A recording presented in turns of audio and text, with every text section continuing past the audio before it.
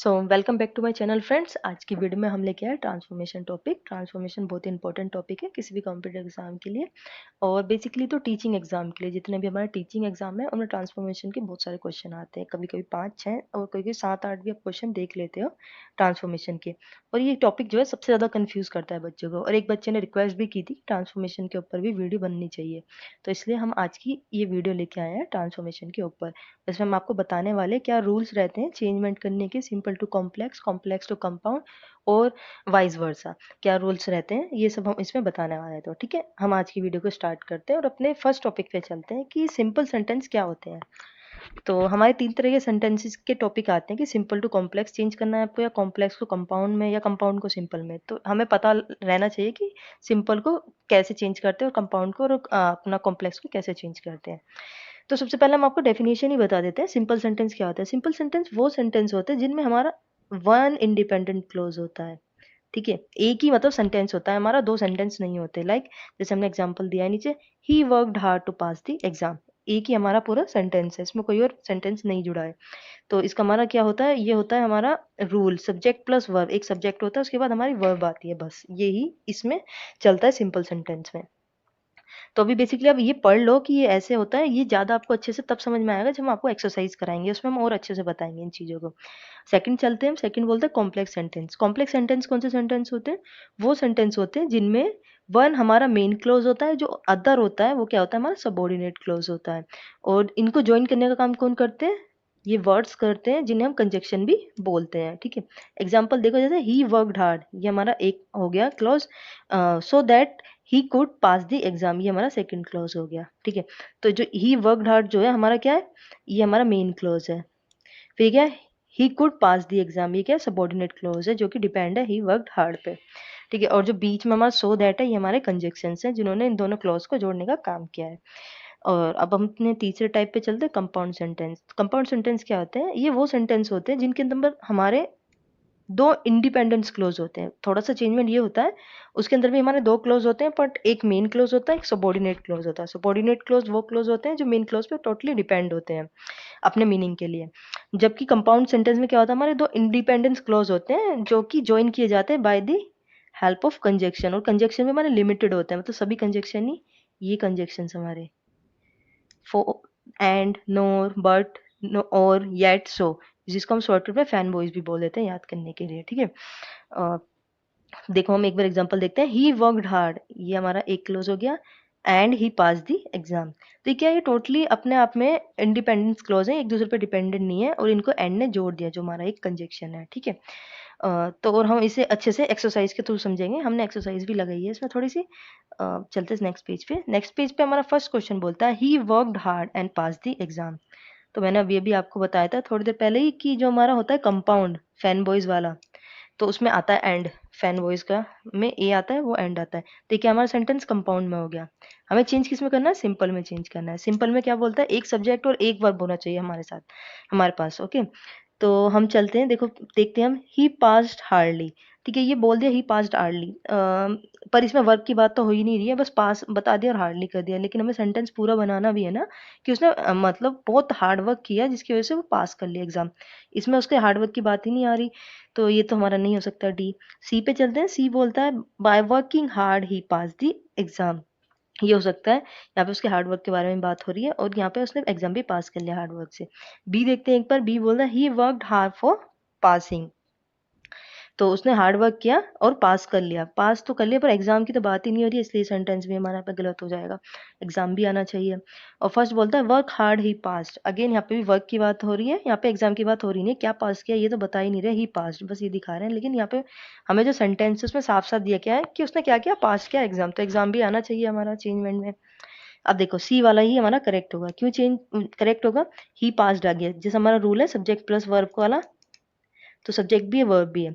अब कुछ बच्चे बोलेंगे पर यहाँ पे बाय वर्क हार्ड आया, ये क्यों आया? ठीक है, ये बहुत ज्यादा कंफ्यूज करता है बच्चों को। देखो, जब भी कोई सिंपल सेंटेंस अगर हम ऐसे लिख दें, ही पास दी एग्जाम, और अगर हम उसे चेंज करना चाहे कंपाउंड या कॉम्प्लेक्स में, चेंज कैसे होगा? हो ही नहीं सकता। तो ये बाय वर्क हार्ड क्या है, एडिशनल इन्फॉर्मेशन है, ये इसलिए दी जाती है जब हम सेंटेंस को कंपाउंड में या कॉम्प्लेक्स में चेंज करें तो हमारा यूज मतलब बन पाए सेंटेंस, नहीं तो बन ही नहीं पाएगा सेंटेंस। तो इसलिए ये हम यूज करते हैं additional information, by working hard he pass the exam. ठीक है, सी करेक्ट हो गया। अब चलते हैं अपने क्वेश्चन नंबर सेकंड पे। क्वेश्चन नंबर सेकंड क्या बोलता है हमारा, he was poor but honest. ठीक है, बट की बात हो रही है, अगेन ये क्या है, कंपाउंड का है, फैन बॉयज वाला। ठीक है, अब इसे चेंज करना है हमें कॉम्प्लेक्स में। तो कॉम्प्लेक्स क्या बोलता है, एक हमारा मेन क्लोज होगा और एक क्या होगा हमारा डिपेंडेंट क्लोज होता है, और जो कि बोलते हैं सबॉर्डिनेट क्लोज होता है। तो अब इसे चेंज करते हैं हम, तो क्या बनेगा देखो, फर्स्ट देखते हैं A option, he was honest because he was poor. ठीक है, तो बिकॉज वाला केस नहीं आएगा हमारा, क्योंकि ये तो अपने आप में एक सेंटेंस बन रहा है। ही वॉज पुअर, क्योंकि क्या है, वो हॉनेस्ट है, इसीलिए वो पुअर है, तो ये तो कोई मतलब बैठता नहीं है। ऑल दो ही वॉज पुअर, क्योंकि वो पुअर है, ही वॉज ऑनेस्ट, तो ये बन सकता है हमारा, क्योंकि यहाँ पे जो है देखो, ये जो सेंटेंस है, ही वॉज पुअर, क्योंकि वो पुअर है इसीलिए वो क्या है, ऑनेस्ट है। तो जो ही वॉज ऑनेस्ट है वो उस पर डिपेंड है, क्योंकि वो पुअर है इसीलिए वो ऑनेस्ट है। तो डिपेंडेंसी दिखानी है, क्योंकि कॉम्प्लेक्स में चेंज करना है। और ये जो हमारा फर्स्ट वाला है, इसमें डिपेंडेंसी है ही नहीं, ये हमारा कंपाउंड जैसा दिख रहा है, लेकिन तो ये हमारा करेक्ट नहीं हो सकता। सी पे चलते हैं, सी बोलते हैं he is poor and honest. ठीक है, तो यहाँ पे हमारा एक सेंटेंस बन ही नहीं रहा। क्या काम करता है, जो कॉम्प्लेक्स में चेंज करते हैं, हमारे दो ही क्लॉज होते हैं, पर दो क्लॉज को जोड़ा जाता है। यहाँ पे हमारा एक क्लॉज तो बन रहा है, ही इज पुअर, पर ऑनेस्ट तो अपने आप में कोई क्लॉज है ही नहीं, तो ये भी गलत हो जाएगा। डी पे चलते हैं, डी भी अगेन यही देखो, ही इज ऑनेस्ट, एक क्लॉज बना, दो रिच, रिच ये अपने आप में कोई क्लॉज नहीं है, दो क्लॉज होने चाहिए अगर हमें कॉम्प्लेक्स में चेंज करना है, इसलिए हमारा बी करेक्ट हो जाएगा। ठीक है, अब यहाँ पे ठीक है, सही हो गया। अब अगले क्वेश्चन पे चलते हैं, क्वेश्चन नंबर थर्ड पे चलते हैं। क्वेश्चन नंबर थर्ड हमारा बोलता है he finish his dinner and went to bed. ठीक है, अब इसे हमें चेंज करना है सिंपल में, तो सेंटेंस क्या हमारा एंड में आ रहा है, एंड वेंट टू बेड, तो ये हमारा होगा सेंटेंस कॉम्प्लेक्स में होगा। वेंट टू बेड क्या है, अपने आप में कोई सेंटेंस नहीं है, टोटली डिपेंडेंट है इस पे क्लॉज। अब इसको हमें सिंपल में चेंज करना है, तो सिंपल में चेंज करने के लिए हमारे पास एक सब्जेक्ट होना चाहिए और एक वर्ब होनी चाहिए। तो हम अपना फर्स्ट ऑप्शन देखते हैं। फर्स्ट ऑप्शन बोलता है ही फिनिश्ड ईटिंग एंड वेंट, तो फिनिश्ड ईटिंग एंड वेंट ये तो नहीं हो सकता, एंड यूज हो रहा है, एंड नहीं होना चाहिए यूज सिंपल में। बी पे चलते हैं, बी बोलता है after finishing his dinner he went to bed, ये हो सकता है, ही वेंट टू बेड, ये एक अपना सही है, जो हमारा रूल होता है सब्जेक्ट प्लस वर्ब वाला। और जो ये आफ्टर फिनिशिंग हिज डिनर, ये क्या एडिशनल इन्फॉर्मेशन है इसकी, ही की। अ, तो बी हो सकता है हमारा करेक्ट। एक बार सी देखते हैं, सी है फिनिशिंग डिनर ही वेंट, तो ये गलत है, क्योंकि यहाँ पे देखो फिनिशिंग क्या है, वर्ब पहले आ रही है, वर्ब तो पहले आनी नहीं चाहिए, पहले हमारा सब्जेक्ट आना चाहिए रूल के अकॉर्डिंग। ठीक है, थर्ड पे डी पे चलते हैं। डी बोलता है he goes to bed after dinner, तो यहाँ पे goes to bed after dinner आ रहा है, फिनिश की बात ही नहीं हो रही कि उसने मतलब ये जो क्वेश्चन में है ही फिनिश द डिनर, तो यहाँ फिनिश की बात नहीं हो रही है, इसलिए हमारा ऑप्शन नंबर डी भी रॉन्ग हो जाएगा। फोर्थ क्वेश्चन पे चलते हैं। फोर्थ क्वेश्चन बोलता है वर्क हार्ड और यू विल फेल, चेंज करना है हमें कॉम्प्लेक्स में। ठीक है, तो कॉम्प्लेक्स में चेंज करना है, तो मतलब हमारे पास दो क्लॉज होने चाहिए, एक हमारा मेन क्लॉज और एक डिपेंडेंट क्लॉज होना चाहिए। ठीक है, ऑप्शन देखते हैं पहले। ऑप्शन ए बोलता है if you do not work hard you will fail, हो सकता है, क्यों हो सकता है, यू विल फेल अपने आप में कोई मीनिंग है ही नहीं, ये इसी के बारे में बता रहा है कि अगर तुमने हार्ड वर्क नहीं किया तो तुम फेल हो जाओगे, डिपेंडेंट हो जाएगा इस पे, तो ए हो सकता है। बी चेक करते हैं, you will fail and work hard, नहीं हो सकता, ये अपने आप में कोई क्लोज है ही नहीं। सी पे चलते हैं, सी बोलता है unless you fail work hard, तो यहाँ फेल की बात नहीं हो रही है, ये बोल रहा है कि तुम फेल हो जाओगे अगर तुमने हार्ड वर्क नहीं किया, तो यहाँ पे ये भी सेंटेंस नहीं बैठ रहा है। यहाँ पे एक मेन क्लोज तो बन रहा है, पर ये सबऑर्डिनेट क्लोज नहीं बन रहा है। डी क्वेश्चन में भी अगेन वही चीज है कि वर्क हार्ड एंड पास्ट कोई क्लोज ही नहीं बन पा रहा है एंड के बाद वाला, तो इसलिए ये भी रॉन्ग हो जाएगा। हम चलते हैं अपने फिफ्थ क्वेश्चन पे। फिफ्थ क्वेश्चन बोलता है she was tired but she continue working, change करना है सिंपल में। ठीक है, ऑप्शन चेक करते हैं एक बार। ऑप्शन ए बोलता है she was tired, option number B she worked continuously, option number C being tired she continuous working, या D being because tired she worked. तो हम एक बार सेंटेंस अच्छे से फिर से पढ़ते हैं। बोलते हैं सी वॉज टायर्ड, वो टायर्ड है, बट सी कंटिन्यूड वर्किंग, पर वो फिर भी कंटिन्यू कर रही है वर्क को करना। फर्स्ट देखते हैं ए सी वॉज टायर्ड, तो रॉन्ग हो गया, क्यों, खाली बोला सी वॉज टायर्ड, ये बताया ही नहीं है पूरा कि मतलब वो फिर भी काम कर रही है टायर्ड होने के बाद, तो इसलिए रॉन्ग हो गया। बी बोल रहा है सी वर्क कंटिन्यूसली, ये तो बता दिया कि वो काम कर रही है लगातार, पर ये नहीं बताया क्योंकि वो टायर्ड है उसके बाद भी वो काम कर रही है। सी बोलता है बीइंग टायर्ड, टायर्ड होने के बावजूद भी सी वर्क कंटिन्यूसली, ये सेंटेंस सही हो जाएगा, क्योंकि देखो यहाँ पे सब्जेक्ट प्लस वर्ब भी आ रहा है हमारा, ये बीइंग टायर्ड एडिशनल इन्फॉर्मेशन भी दे रहा है, और हमारा जो सेंटेंस है उसकी पूरी डिटेल्स बता रहा है यहाँ पे। डी अगेन देखो तो because tired she worked, continuously की बात ही नहीं हो रही है, तो इसलिए डी भी हमारा यहाँ पे रॉन्ग हो जाएगा। अगले क्वेश्चन पे चलते हैं। सिक्स क्वेश्चन बोलता है he is very rich but he is not happy. इसे हमें चेंज करना है कॉम्प्लेक्स में, one main clause one subordinate clause. ठीक है, ऑप्शन देखते हैं। दो he is rich he is not happy.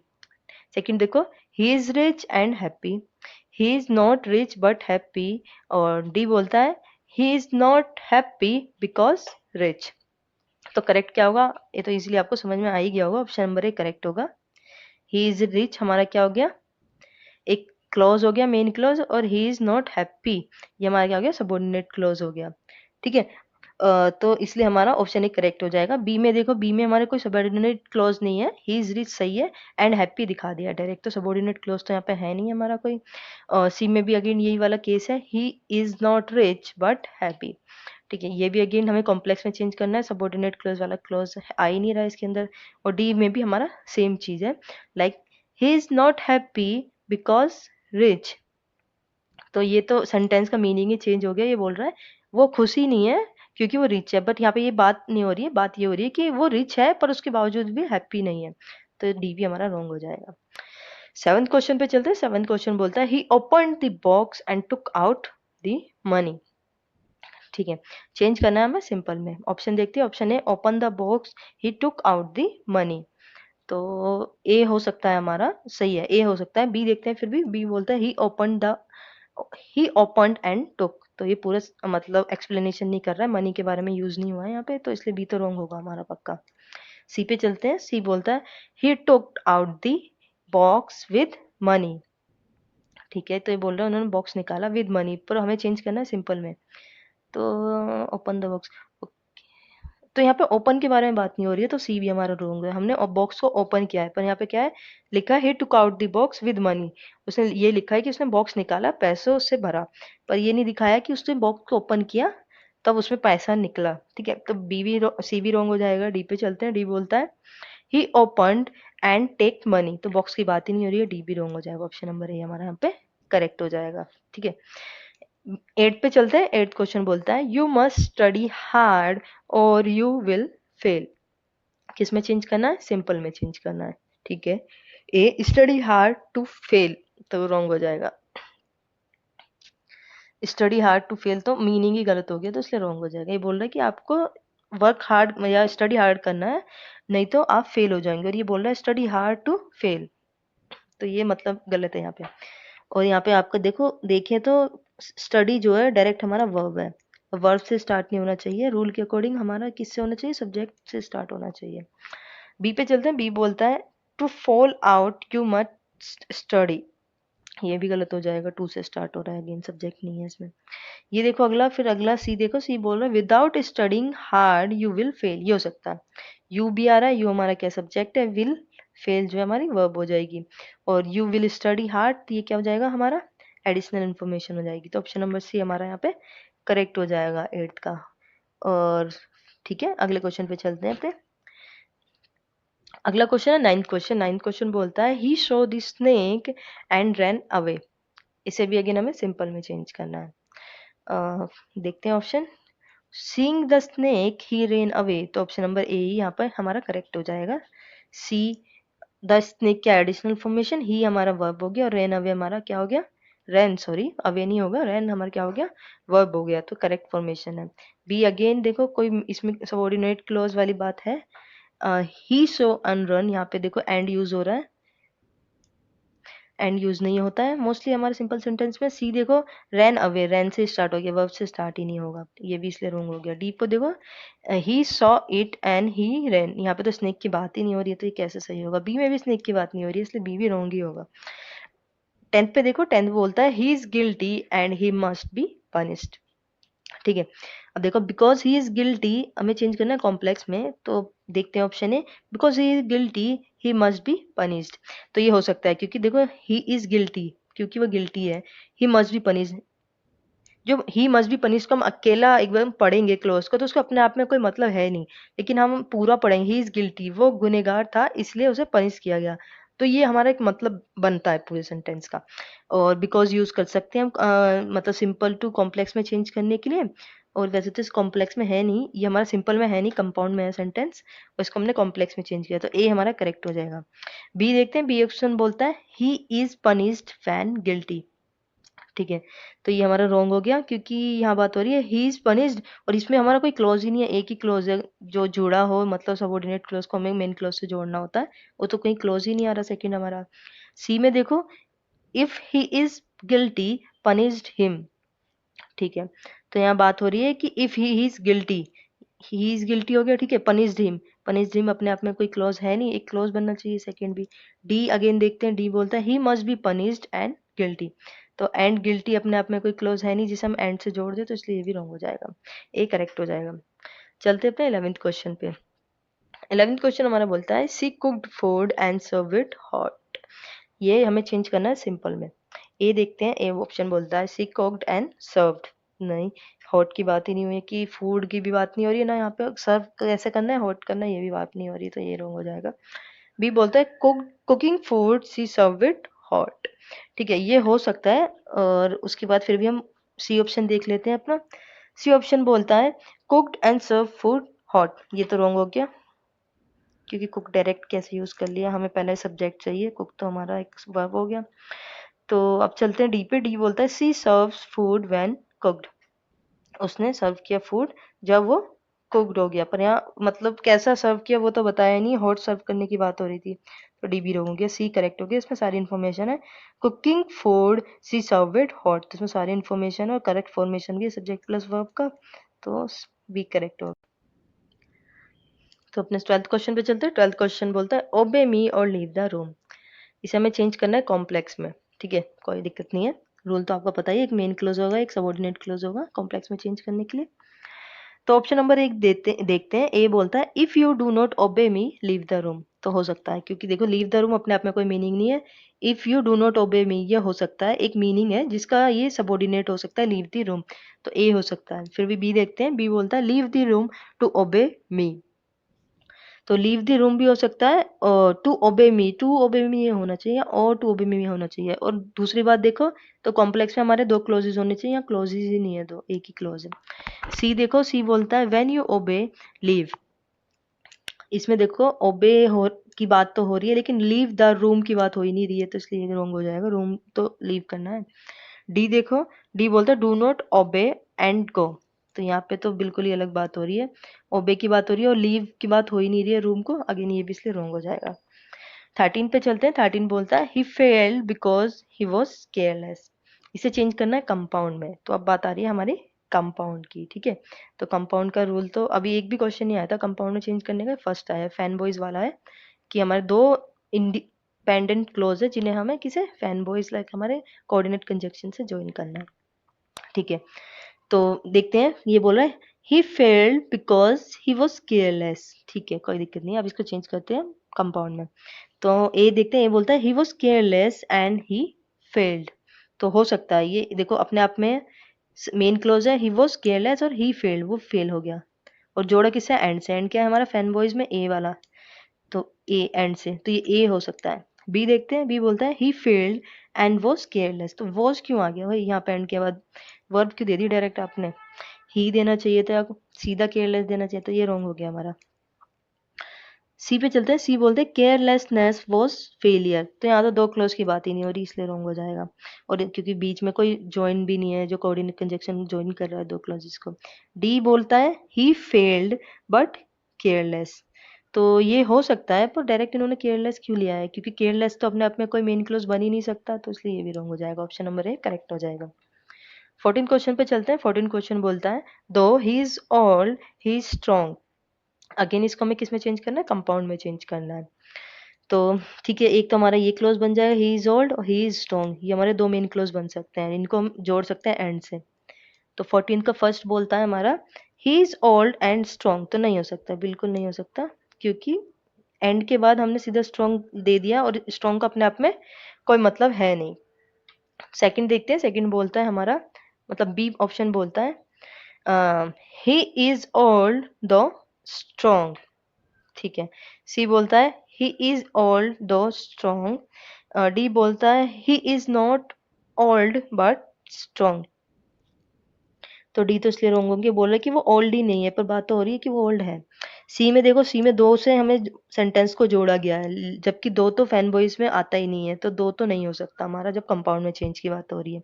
But और एंड हो सकता है, लेकिन अगर हम सेंटेंस बनाने की बात करें, he is old and strong, वो ओल्ड है और साथ ही साथ क्या है, स्ट्रॉन्ग है, पर ये कोई सेंटेंस बन नहीं रहा। लेकिन अगर बी में देखो सेंटेंस बन रहा है, वो बोलता है ही इज ओल्ड, वो ओल्ड तो है लेकिन वो स्ट्रॉन्ग भी है, तो ये मीनिंग बन रहा है, तो इसलिए हमारा बी करेक्ट होगा इसमें। अगले क्वेश्चन पे चलते हैं, 15 क्वेश्चन बोलता है being intelligent he solve the problem easily. Change करना है कॉम्प्लेक्स में। ए बोलता है because he is intelligent he solve it easily. A हो सकता है, इसमें सारी इन्फॉर्मेशन दी है जो हमारे मतलब क्वेश्चन में दी हुई है, और ये पूरा फॉर्मेशन भी कर रहा है, मेन क्लॉज और सबऑर्डिनेट क्लॉज वाला भी। बी बोल रहा है ही सॉल्व इट इजीली, जोड़ा कहाँ है इसको आपने दो क्लॉजेस को, तो बी भी होंगे और पूरी इन्फॉर्मेशन भी नहीं दे रहा है। See if intelligent solve easily, problem की बात ही नहीं हो रही है, इसलिए सी रॉन्ग हो जाएगा। डी बोल रहा है ही सॉल्व इजीली एंड इंटेलिजेंट, ये मीनिंग थोड़ा सही नहीं बैठ रहा है कि उसने पहले इंटेलिजेंट की बात होती फिर सॉल्व आता, तो इसलिए ये भी गलत हो गया।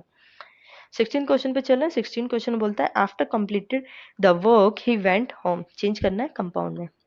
दो सेंटेंस क्या है, कंप्लीट किया है काम उसने और वो घर चला गया, तो ए बोलता है he complete the work and went home, ठीक है। बी बोलता है ही गोज होम। सी बोलता है complete work home he went, ठीक है। डी बोलता है he was at home after work. Fan boys वाला रूल लगता है सबसे पहले, तो उसी से आपको इजीली पता लग जाएगा कि कौन सा करेक्ट है।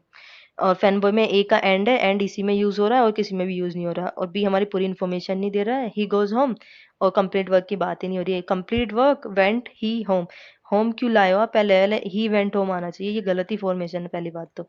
डी पे जाते हैं। डी बोलता है he was at home after work, ये आपने डायरेक्ट बना दिया सेंटेंस, पर यहाँ पे जुड़ा तो है ही नहीं दो हमारे close by the help of fan boys और हमारा कोऑर्डिनेट कंजक्शन, तो हमारा डी भी रॉन्ग हो जाएगा, ऑप्शन नंबर ए हमारा पे करेक्ट हो जाएगा।